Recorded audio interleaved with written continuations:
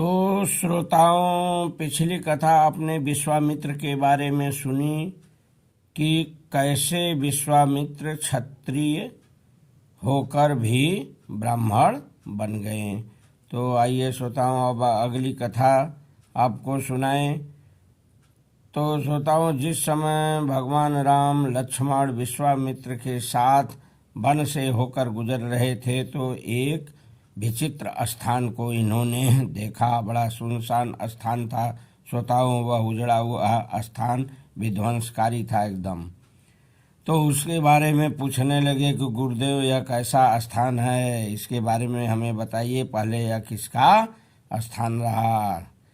तो श्रोताओं, विश्वामित्र बताने लगे, भगवान राम को कहें, हे राम सुनिए, जब इंद्र ने वित्तासुर को मारा तो इनको ब्रह्महत्या लग गई।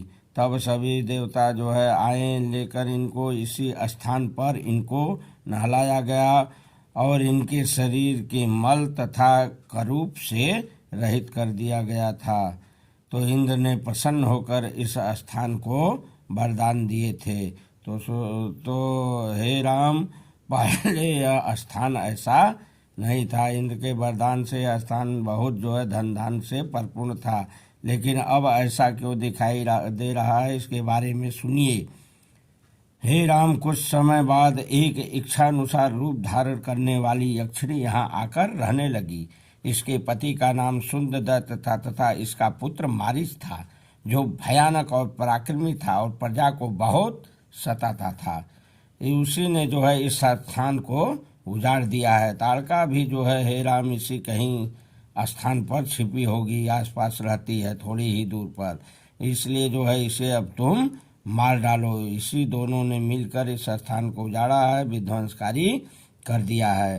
तब तो श्रोताओं, भगवान राम पूछे, हे गुरुदेव, यक्षिणी तो अल्प बलवान होती है, फिर इसमें 1000 हाथी का बल कैसे आ गया। तो विश्वामित्र बताएं, हे राम सुनो, पूर्व काल में सुकृति नाम का एक बहुत बलवान यक्ष था। सुकेतु नाम का श्रोताओं सुनिए। उसके कोई संतान नहीं थी, बड़ा सदाचारी था। एक बार इसने घोर तप किया, ब्रह्मा प्रसन्न हुए, इसको ताड़का नाम की एक पुत्री दिए और 1000 हाथी का बल भी उस लड़की को दे दिए। ताड़का को श्रोताओं ब्रह्मा 1000 हाथी का बल भी दे दिए प्रसन्न होकर।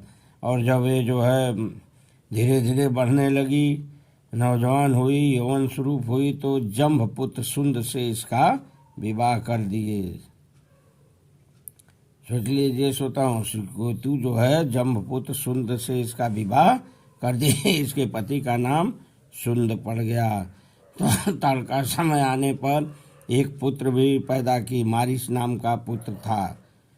तो श्रोताओं, एक बार जो है अगस्त मुनि ने किसी कारणवश जो है इसके पति सुंद को मार दिए। जब मार दिए तो फिर तो श्रोताओं यह जो है भयानक जो है विकराल रूप धारण की, जो है कुरूप चेहरा बनाई जो है, और इसने अगस्त मुनि को खाने को दौड़ी। फिर तो श्रोताओं ताड़का जो है भयानक जब विकराल रूप की तो अगस्त मुनि को क्रोध आ गया और इसने क्रोध में आकर इसे श्राप दे दिए। कहें, अरे डाइन, जा तू पुरुषों को खाने वाली महान राक्षसी हो जा। तेरे विचार इतने विकृत हैं तो तेरा मुंह भी विकृत हो जा और तेरा रूप नष्ट हो जा और तू भयानक हो जा। फिर तो श्रोताओं वह जो है रूप वाली जो है यक्षिणी का सारा जो है कुछ बिगड़ गया, विकृत हो गई, मुख विकृत हो गया, नष्ट हो गया उसका जो है रूप, और वह श्राप से ग्रसित होकर इस स्थान पर आकर रहने लगी। इस तरह से श्रोताओं भगवान राम ने जो है विश्वामित्र ने भगवान राम को कथा सुनाए। कहें उसी ने इसको उजाड़ा है।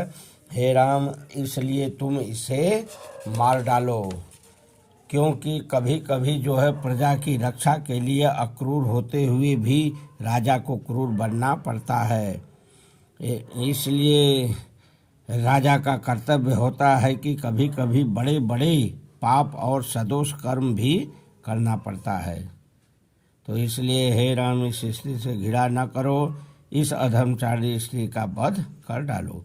पूर्व काल में इंद्र ने भी पृथ्वी का वध करने के उद्धत मंथरा को मार डाला था और पूर्व काल में निद्राहीन लोग चाहने वाली शुक्राचार्य की माता को स्वयं विष्णु भगवान ने मारा था।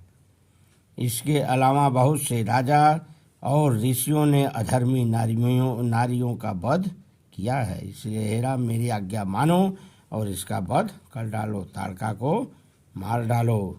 फिर तो श्रोताओं, भगवान राम जब सुने इतना तो गुरु की आज्ञा का पालन किए और ताड़का को मारने के लिए धनुष टंकार किए। श्रोताओं, घोर गर्जन हुआ, आकाश गड़गड़ाने लगा। ताड़का जो है दौड़ी दूर से जो है आवाज़ सुनकर आवाज़ की तरफ। फिर तो श्रोताओं, भगवान राम जो है इसके दोनों हाथ और पैर काट दिए। फिर तो श्रोताओं, यह अदृश्य हो गई। यह अदृश्य होकर भगवान राम के ऊपर आकाश मार्ग से धावा की। फिर तो श्रोताओं, भगवान राम शब्द वेदी बाण मारे और इसका वध कर दिए। अब तो श्रोताओं, यज्ञ की बारी आई। यज्ञ फिर शुरू हुआ। श्रोताओं, फिर तो मारीच और सुबाहु नाम के जो राक्षस भी वहाँ डटे आकाश मार्ग में, लगे जो है खूनों की वर्षा करने, हड्डी फेंकने। फिर तो जो है प्रभु को जो है धनुष बाण लेकर मारना पड़ा। श्रोताओं, बाण से मारे हैं, मारीच को लगा, बिना फल का बाण मारे थे श्रोताओं। इसलिए बाण जो है मारीच के ले दे के जो है समुद्र के किनारे आकाश मार्ग से होते हुए चला गया। मारीच पहुंच गया समुद्र के किनारे।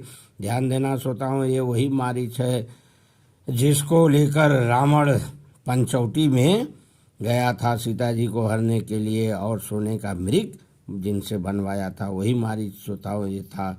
उसके बाद श्रोताओं सुबाहु के नंबर आया। सुबाहु को जो है श्रोताओं भगवान राम उसी जगह वध कर दिए। इसके बाद श्रोताओं विश्वामित्र का यज्ञ शुरू हुआ और संपन्न हुआ। तो बोलिए जो है परम पिता परमात्मा श्री रामचंद्र भगवान की जय।